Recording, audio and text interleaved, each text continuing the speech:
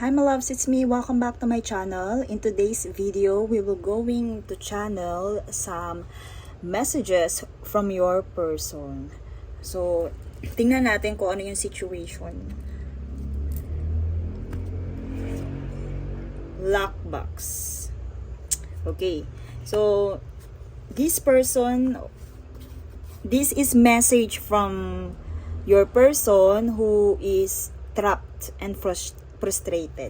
Tingnan natin kung anong sign ang involved dito sa messages na to.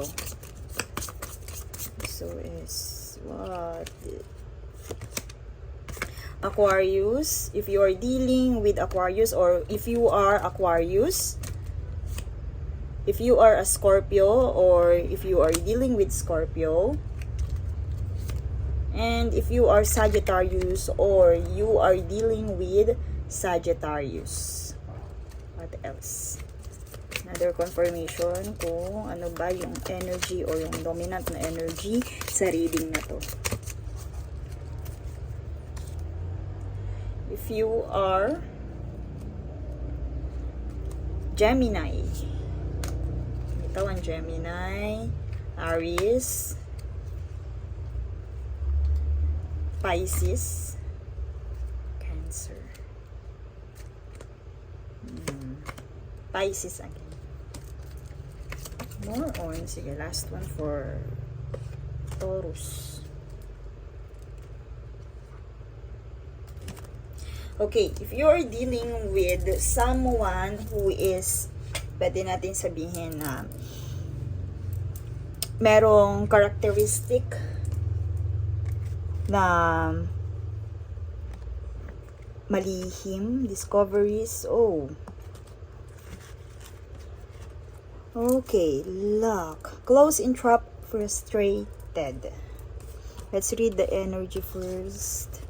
And bakit? Ano ba yung nilalaman ng channeled messages na to? At ba't kailangan mo itong marinig right now?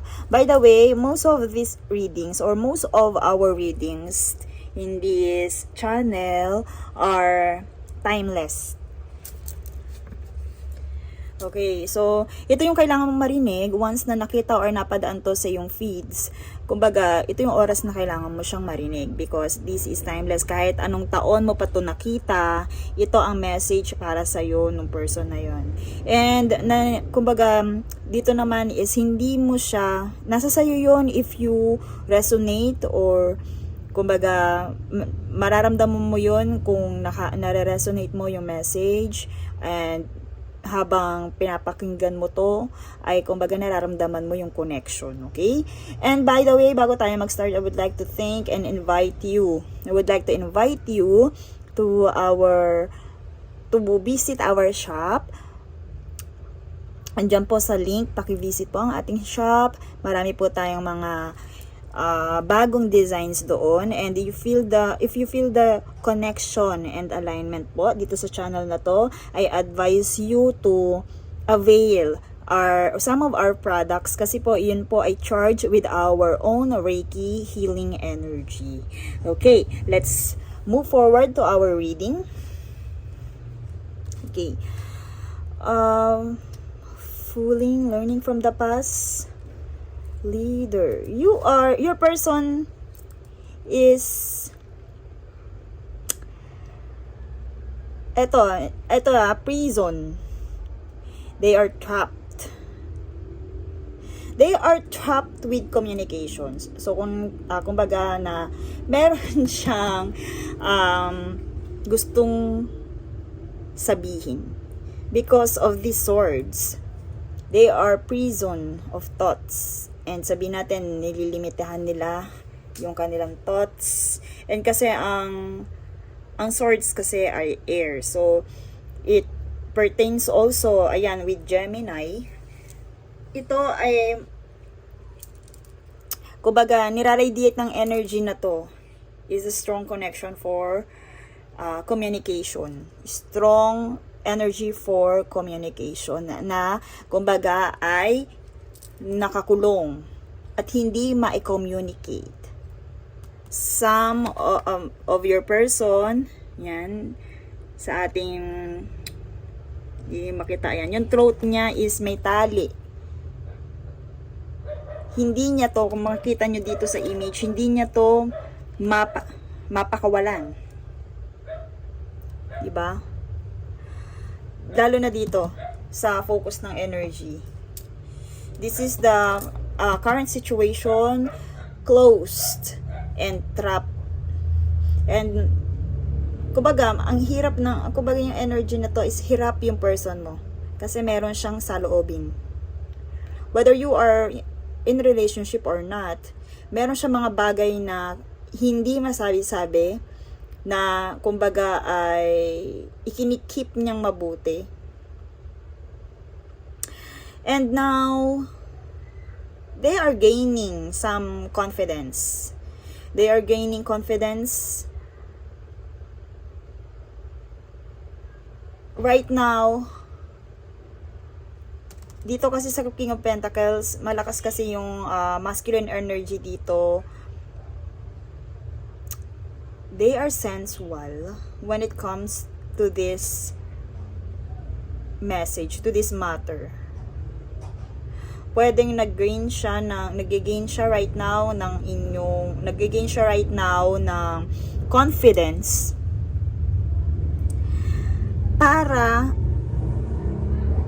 magkaroon, ayan, ang ganda dito, tinan mo, yung reverse na 8 of Cups, returning home. Returning home plus eto. The Knight of Cups kasi, kumbaga, papunta sa'yo.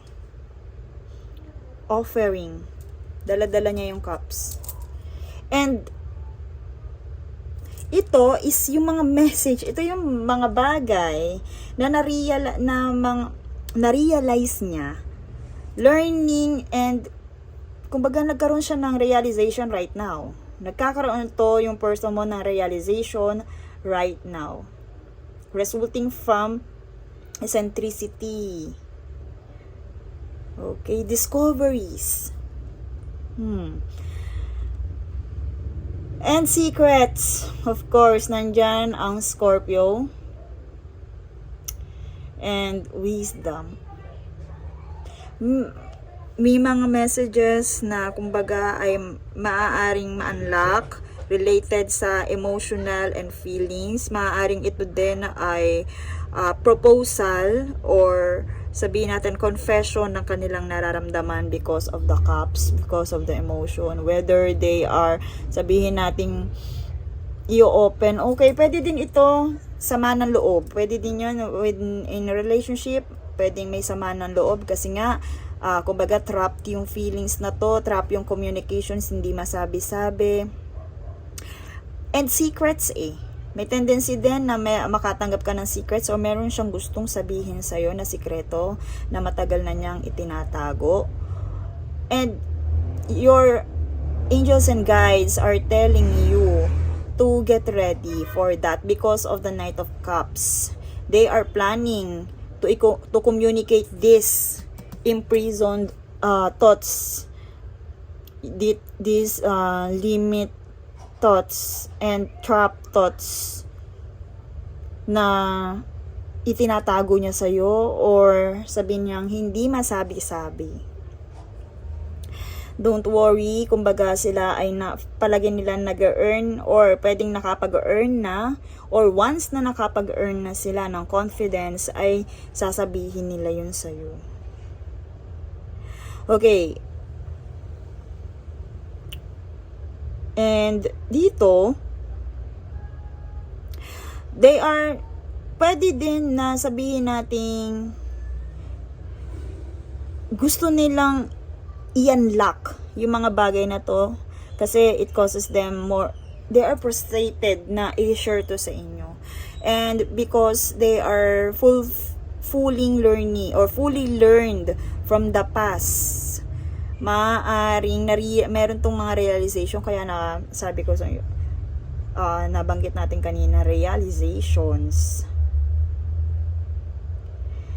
Okay, ayan, fooling and learning from the past, they are earning or gaining more wisdom. Your persons right now Kumbaga, ito yung time na nakapag-contemplate ang inyong persons, nakapag-earn ng, sabihin natin, confidence through guidance. Okay? Meron silang lakas, kumbaga, nag-iipon sila ng lakas ng loob para ma-i-unlock yung message na gusto nilang sabihin sa'yo. And this comes from, sabihin natin, wisdom. Ito ay sinekreto matagal ng inyong person. Hindi to sinasabi sa inyo ng inyong person. Pero, kumbaga, ito ay nagkokos sa kanila ng maraming dahilan kung bakit hindi nila to sinasabi. O hindi nila masabi-sabi yung mga bagay na to sa inyo. They are trapped. This message is trapped. What is? Pero, gusto na nila eh. Ayan eh, on the way ni, coming.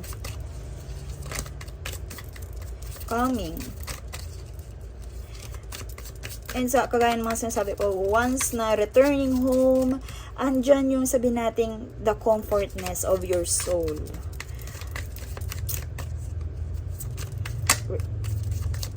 Maaaring hindi ganun kabilis eh, pero coming, earning confidence, maaaring kaya hindi sila nagmamadali, they avoid fear, tatakot sila sa pagbabago, natatakot sila sa pwedeng mangyari sa situation pag itong secret na to or yung message na to na nasa lockbox ay i-communicate nila. Oh my gosh. For specifically sa ating collectives, maybe there are third party relationship. Okay. Ay, sorry. Okay. Pwedeng ito ay involved sa third party situation. Itong message na to ay involved sa third party situation na sabihin nating na-realize nila na pwedeng tapos na to kasi nandiyon yung lesson eh. Or pwedeng minatutunan sila na lesson. Pero ito kasing karmic na to, for some of our collectives, may tendency yung secret na to ay about sa third party na tapos na gustong i-communicate sa'yo, and kaya nga nandyan yung returning home, na gusto nila na magkaroon ng power ulit, ng foundation ulit ang inyong relationship. Pwedeng ganon for some of our collectives, and maybe for some of you then, you are dealing with karmic. You are dealing with karmic na kumbaga ngayon ay sabihin natin maraming itinago sa yung mga bagay-bagay na gustong i-communicate with, sabihin natin na na-realize nila na may gusto sila i-communicate, maaaring itong karmic na to ay gusto ng closure, gustong sabihin natin because of sa mga napagdaanan nyo, gusto nilang i-polish yung relationship na nagkaroon kayo. Okay. Bounty Hunter. They are this message also Chaser Hot Pursuit. Okay, Bounty Hunter, what is related dito? Pwedeng itong you're dealing with person na hinahabol ng past, ng nakaraan. And ngayon, ito yung kumbaga yan nga natin to, ayan. Ito yung pwede natin sabihin na itong person mo is my gosh, kumbaga hinahabol ng nakaraan, may sekreto sa kanyang nakaraan na gusto niyang i-communicate sa'yo, gusto niyang i-open sa'yo.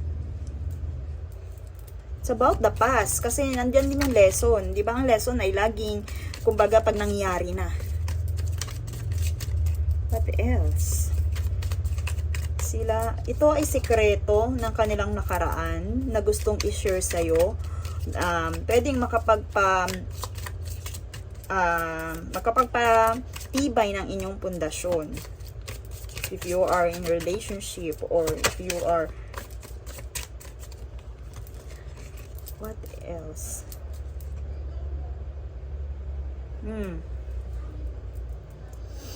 And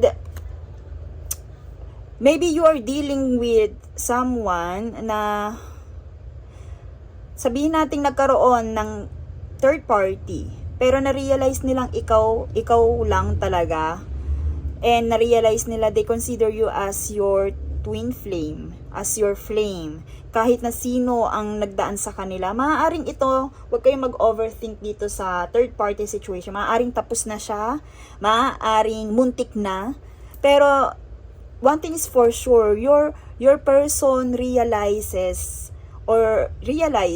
na ikaw ang kanyang counterpart, ikaw ang kanyang flame. You mirrored each other. Nararamdaman niya, because of this wisdom, nararamdaman niya.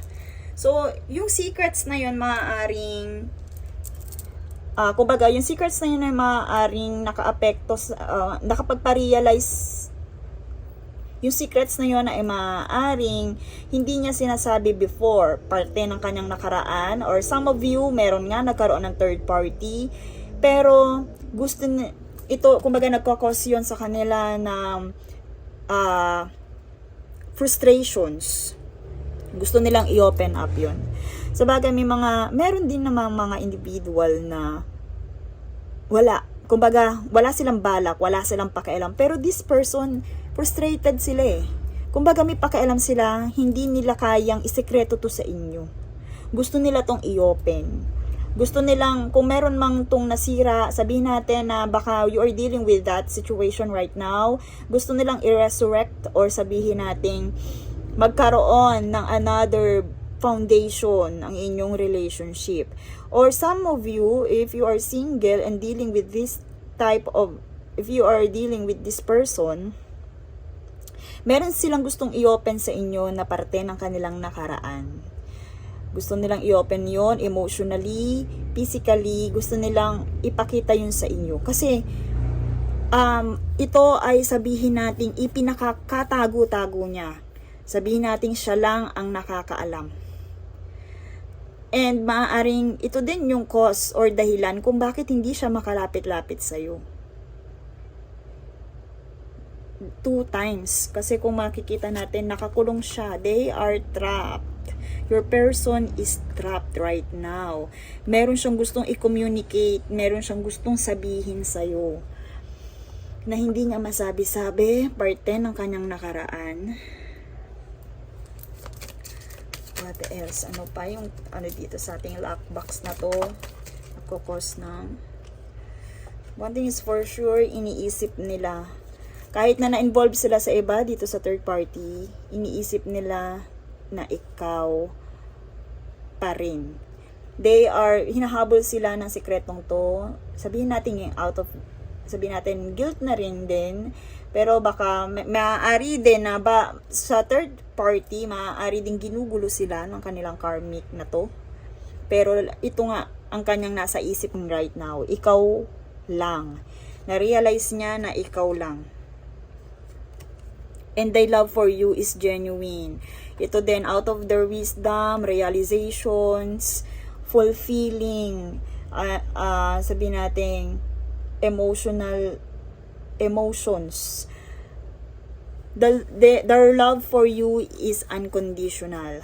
Genuine yung nararamdaman nila sa'yo. Yun yung gusto nilang sabihin. Kahit na out of these secrets, out of this trapped message, gusto nilang alam nila na yung love or yung nararamdaman nila sa'yo, kahit sino pa ma-encounter nila, kahit na ano pang napagdaanan nila, genuine ang kanilang nararamdaman.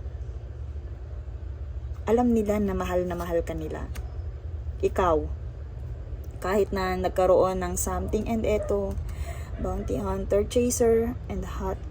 Maaari nga may gumugulo din sa kanila, ginugulo sila ng kanilang nakaraan.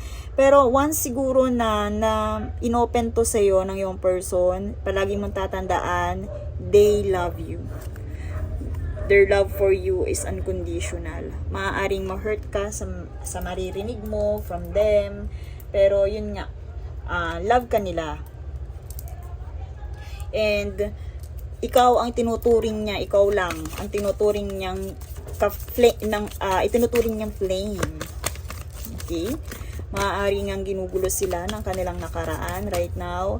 Hindi sila mapatulog nito hanggat hindi ito ino-open sa'yo. Or maaaring ito din ay for someone else na ginugulo sila. At ayaw ka na nilang madamay pa dito. Okay. I love band. You need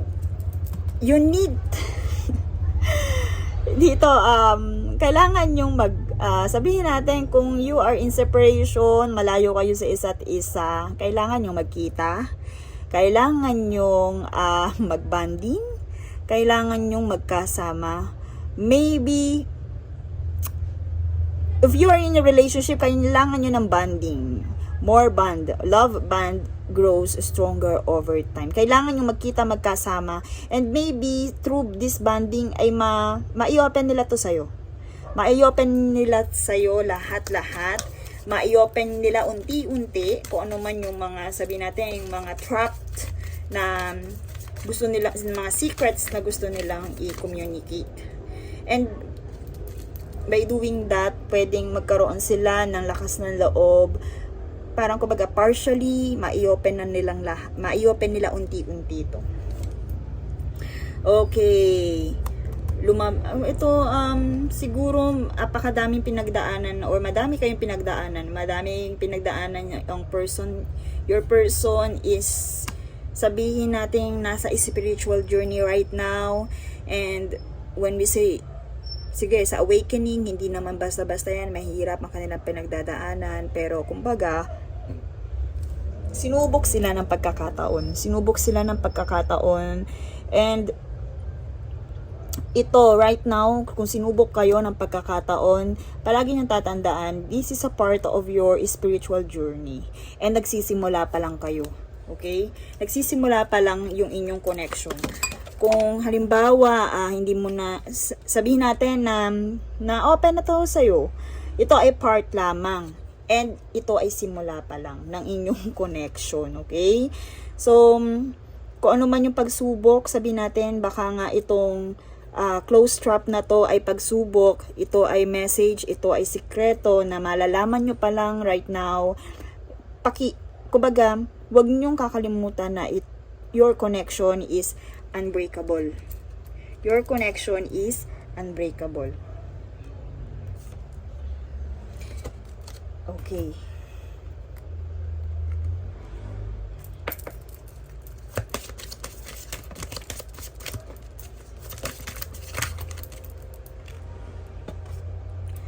Okay, soulmate. You are dealing with person na sabihin nating bakasyon na yung twin flame soulmate lumitaw. Yes. This, siguro napakadami nyo pinagdadaanan, baka may doubt ka rin, and baka marami ka pang kailangang malaman sa kanya, pero kung ano man yung mga malalaman mo yon, always remember, this is your soulmate. Okay? Affecting your life. Yun nga, yung relationship nyo, maraming pinagdaanan, maraming sikreto, hindi nyo pa talaga totally kilala ang isa't isa. And sabihin na natin, maraming red flag. Or some of you are dealing with karmic relationship. Pero, ang soulmate relationship kasi, always, meron tayong mga sabihin natin karmic and yung talagang totoo natin flame. Pero lumito dito si twin flame. Maaaring, and eto ayan, spiritual and connection. Blessed to with the divine. Maaaring parto, mga pagsubok kayo na pinagdadaanan right now, or may pagsubok kayong pagdadaanan right now, you are dealing with a person with addiction. Maaaring isa ding part yun ng kanyang nakaraan. And ito, sabihin natin, napakadaming red flags ng relationship ninyo. Pero always remember, iyan ay, kumbaga, simula pa lang ng inyong spiritual journey. Part yan ng inyong journey, ng inyong relationship and connection. Yes. Okay? Allow your inner youthful spirit. Okay. Kung ano man ang malalaman mo sa yung person, i-enjoy mo mga bagay-bagay. Huwag mo masyadong, lagi mong isipin na, kumbaga, ito ay part lamang ng inyong connection. Ayan o. Part lamang ng inyong connection.